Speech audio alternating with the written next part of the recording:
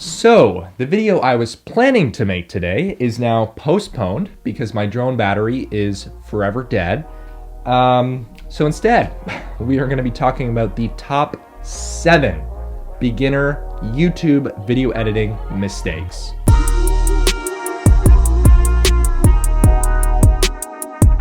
I'm just going to be upfront right here. I have made all these mistakes and I sometimes continue to make them over and over again, which is why I wanted to bring some attention to them and hopefully help you and me fix our videos and make them better and more engaging for the audiences on YouTube. Starting right off with number 1, having your background music too loud. I have actually done this before.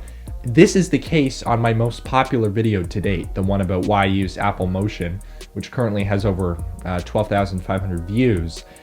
The background music, I didn't really turn it down much at all. So that's a mistake I made on that one. People didn't seem to mind too much. But definitely when you're doing talking head videos, you gotta take that music and turn it down so it doesn't distract from what you're saying or make it impossible to understand what you're saying.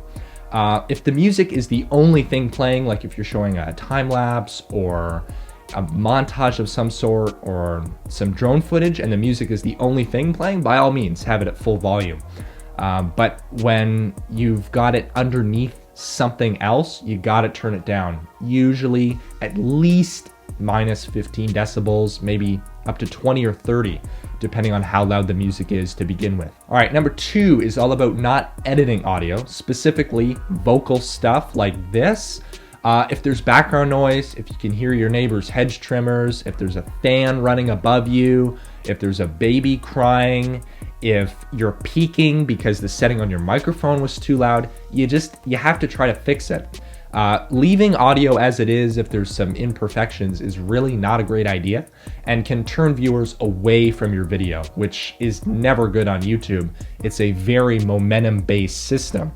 So what you have to do is, go through your video editing program, find some audio settings, change the volume, do what you have to do to make it sound better. Not necessarily perfect, but you have to get rid of some noise or do what you need to do so the audio is passable and people don't throw up when they watch your video. If you're interested, shameless plug, I did do a video, I think last week, about my audio editing workflow in Final Cut Pro 10, so definitely check that out in the end screen. Moving right along to number 3, not having enough B-roll. I have definitely done this before because I am sometimes pretty lazy or I don't have a lot of time because I'm working.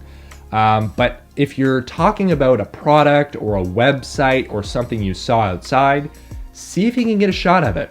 Not necessarily a video, even a photo will do sometimes, because as much as I talk about how audio is so important in YouTube videos, and the first 2 tips were about that, having a visual representation of what you're talking about is so important so people can fully understand you and comprehend what you're saying. Number 4 is all about not having cohesive branding or anything in your video.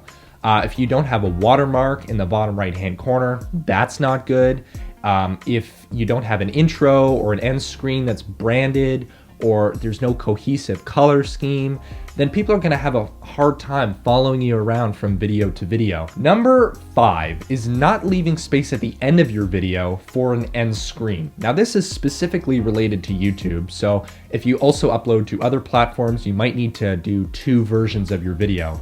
But at the end, you should always leave about 5 to 15 seconds of space so you can add an end screen, which is like the videos and the subscribe button that I always have. Some people have different layouts, because directing your viewers to more of your content or getting them to visit your channel page are really key to gaining some YouTube momentum. So definitely do that in the editing process. Now, you don't necessarily have to have like a photo of an end screen template like I do, or fancy graphics. Just leave some space, like at the end of your video, maybe frame yourself so you're over here and then put like end screens over here, or just allow yourself some space to put an end screen so that your viewers are engaged with your content as much as possible. Number 6 is all about organization, and this can seem a little drab, but when you're importing your footage and getting ready to import it into your video editing software, you have to make sure it's organized. Otherwise, it's going to be a nightmare. So what I do is I go into my tech videos folder on my external hard drive. I create a new folder with the title of the video, and then it's all sorted by date. So the newest ones are at the top. And then in that folder, I'll create A-roll, B-roll folders if applicable, and whatever other sources I have, I will make folders for each. So that might be my phone, my drone, my action camera, or screen capture sometimes, or maybe I also have some still images I need, so I'll make folders for all of those separate sources. And then if I'm getting extra stuff like a screenshot or something during the editing process, I can just dump it in the folder and re-import it, so it's no big deal. Also, when I export the video and make the thumbnail, I put all of those assets into the folder as well, so it's all there if I need to come back later and make changes. The final mistake I see far too often, mistake number 7, is exporting your video in the wrong format. Most of you would probably know this, but YouTube videos are very highly compressed once they're uploaded on YouTube servers, because obviously with millions of hours of videos uploaded all the time, you can't have full-size files just sitting there streaming.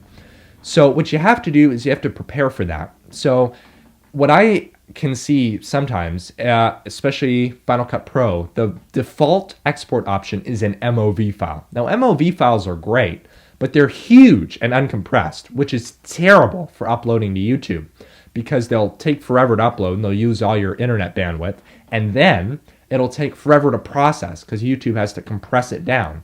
So make sure you're exporting in like an MP4 right off the bat, and then compress it a little bit. So I use Compressor, which is a companion app with Final Cut Pro. So I have various settings for like a lossless MP4, lossless MOV.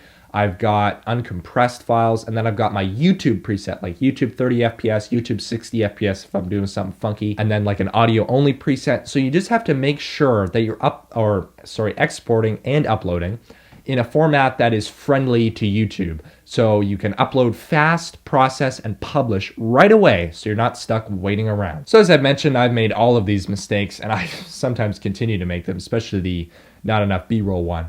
But definitely make sure you look out for these when you're editing your YouTube videos, and feel free if you follow a couple of smaller creators like me or like other people on the platform. Definitely make sure to give some helpful pointers to people because we're all trying to get better on this platform together. And constructive criticism is good, and I've seen that on some of my videos, and I've definitely taken it into consideration. Anyway, be sure to subscribe and watch the videos on the end screen, as I mentioned before. And you can also follow me on Twitter for video notifications and updates.